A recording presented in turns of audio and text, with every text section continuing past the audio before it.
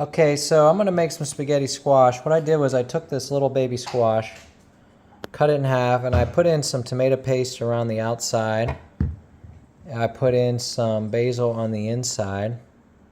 Okay, and I'm just gonna put it back together just like that. I'm gonna put it into this basket. Now in my steamer I have 2 pieces of chicken, just seasoned, with some water at the bottom. So in the bottom of that I have maybe, I don't know, usually I keep about 2 cups of water in there.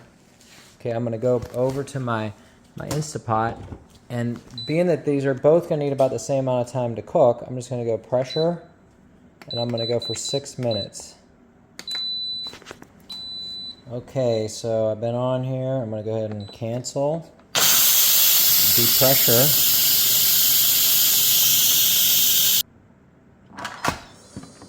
Okay, so this is all done. Took about 6 minutes in there. What I'm gonna do is I'm gonna go ahead, I got one hand on the thing, pull this out. Now look how nice this came out. So if I just, I know I'm on a video here, so I'll just pull that out. Look at that.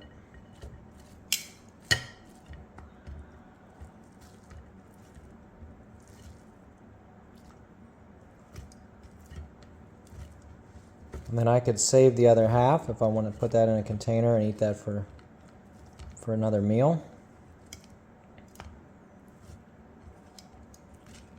Just like that.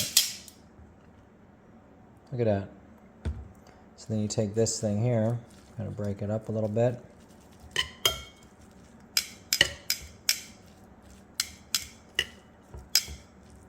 And get rid of some of that excess basil, or I can cut it up and mix it in.